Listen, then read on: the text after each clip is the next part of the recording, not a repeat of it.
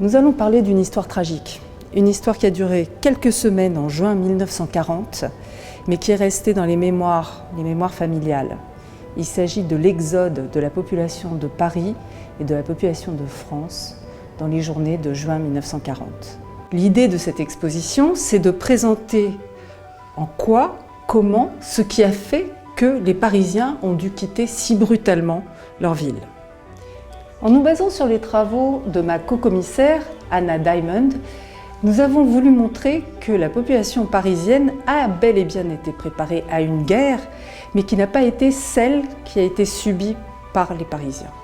Des exercices ont bel et bien eu lieu dans les rues de Paris à partir des années 30, quand avec l'arrivée d'Hitler au pouvoir, on a compris que l'Allemagne devenait une puissance menaçante. Dans la capitale, des abris ont été construits pour abriter la population en cas de bombardement ou abriter les services techniques, comme on peut le constater sur ce plan, qui est le plan de l'abri qui se trouve sous le musée. Et toute la population a pu bénéficier d'une distribution de masques à gaz, puisque ce que l'on redoutait surtout, c'était un bombardement avec des gaz moutarde, hypérite. À la veille de la guerre, les pouvoirs publics s'arrangent pour mettre à l'abri des populations particulièrement vulnérables, comme les petits-enfants parisiens qui sont envoyés en province. Extrait du journal La Charente du 1er septembre 1939. L'évacuation des enfants de Paris a commencé. L'évacuation des enfants de Paris s'effectue sur une durée de 24 heures par les gares de Montparnasse, Orsay et des Invalides. Institutrices et instituteurs conduisent leurs classes respectives. Grâce à ceci, les enfants ne seront pas dépaysés.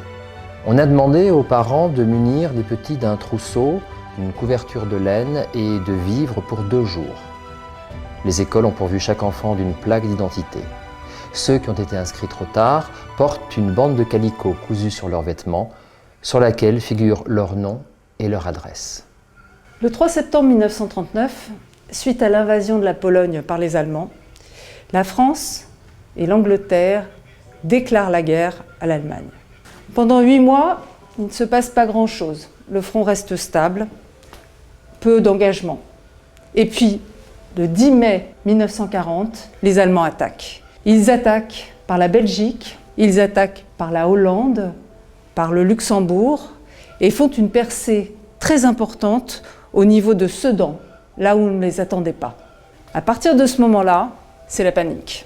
Les populations belges, les populations hollandaises se mettent sur les routes pour fuir les bombardements et déclenchent de ce fait un premier exode.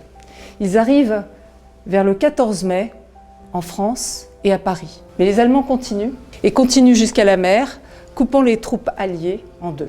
À ce moment-là, c'est la débandade et la débâcle. Au vu des informations dans les journaux, la population parisienne ne s'attendait absolument pas au bombardement du 3 juin 1940 qui touche Paris et la banlieue. Et ce bombardement va être le premier grand signal de l'exode. Le 10 juin 1940, le gouvernement quitte Paris et à ce moment-là, c'est la débandade, la déroute, la panique gagne les Parisiens. On estime à 2 millions le nombre d'habitants de Paris qui quittent à ce moment-là, par tous les moyens possibles, la capitale et qui vont rejoindre sur les routes les réfugiés du nord de la France et de la Belgique. Témoignage de Germaine Guillot le 11 juin 1940. Paris, c'était une ruée générale vers les gares. La foule était massée devant la gare de Lyon et beaucoup de gens y ont passé la nuit pour attendre un train. La gare ouvrait ses portes pour une fournée, puis tout était à nouveau fermé. Témoignage de Georges Sadoul à la porte d'Orléans le 13 juin 1940. Voitures, bicyclettes, voitures d'enfants, brouettes surchargées de matelas, de couvertures, de chats, de cages d'oiseaux, de poupées, de casseroles, de valises pleines à crever, de paquets informes, enfin un délire de panique. Témoignage de Paul Léoto le 13 juin 1940. Paris absolument désert. Le mot est juste, vide. Boutique fermée, un passant rare. La rue de Châteaudun, un désert. Le quartier de l'Opéra, l'avenue de l'Opéra, les rues y donnant de même. Tous les immeubles leurs portes fermées. Et un silence, un grand mail de province sans un promeneur. Le 14 juin à l'aube, les Allemands rentrent dans Paris. Ce flot de population qui s'est jeté sur les routes ne s'attendait pas du tout à ce qu'ils vont retrouver. Et donc les voilà en chemin avec du ravitaillement, mais pas suffisamment. Pas forcément d'objectifs et d'endroits où aller. Et surtout, elles se retrouvent toutes en butte à des mitraillages et à des bombardements sur les routes. Témoignage d'André Maurize, juin 1940. Dans cette masse, personne ne retrouvait personne. Personne ne savait où l'on allait. On allait, voilà tout. Vers le sud, loin des autres. On fuyait. On fuyait des horreurs réelles ou attendues. On allait dans toutes les directions, des gens lancés sur une route en croisée qui roulait dans l'autre sens. Soldats et civils, soldats sans chef, chefs sans soldats, mères qui avaient perdu leurs enfants, enfants égarés et qui pleuraient seuls au bord des routes à 4 jours de distance de leurs maisons bombardées. Vieux couples qui s'en allaient à pied, entraînant des valises de carton entourées de ficelles. En fait, ce désordre, cette panique, ce chaos explique vraiment que 90 000 enfants se soient retrouvés seuls, séparés de leur famille. Donc on a retrouvé aux archives nationales des dossiers qui indiquent que ces enfants ont été pris en charge quand on a pu les retrouver et qu'ils ont été placés dans des familles ou dans des centres d'accueil.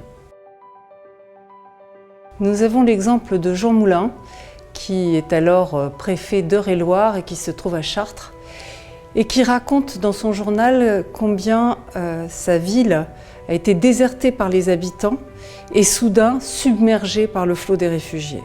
Il n'y avait plus un médecin, il n'y avait plus un boulanger dans la ville et il a dû faire face à cette arrivée massive et en essayant d'aider tous ces réfugiés.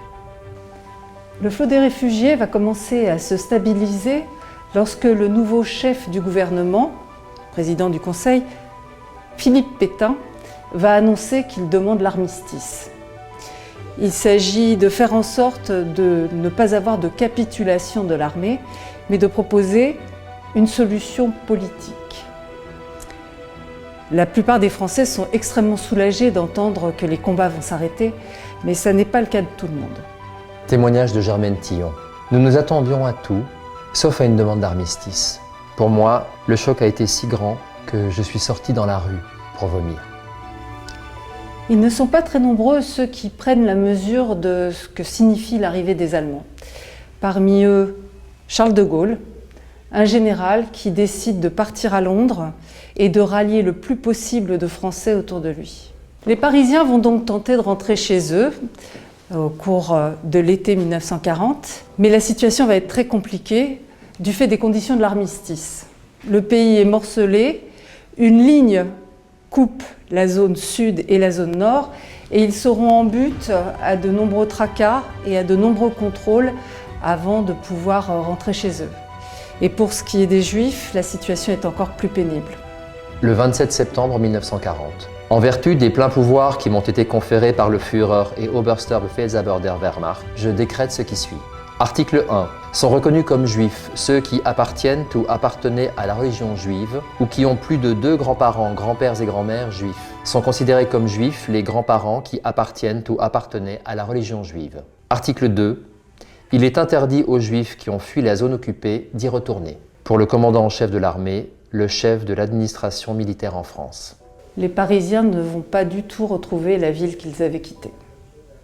Témoignage de Michel Agnel, rentré de Pornic en août 1940. On est passé à travers les rues de Paris pour aller rejoindre la place de la Concorde. Et là, on a vu d'une part la Chambre des députés, de l'autre côté l'hôtel Crillon, avec de grands étendards allemands. On a pris la rue de Rivoli, c'était épouvantable. Toute la rue de Rivoli avec au-dessus des arcades des étendards allemands avec la croix gammée.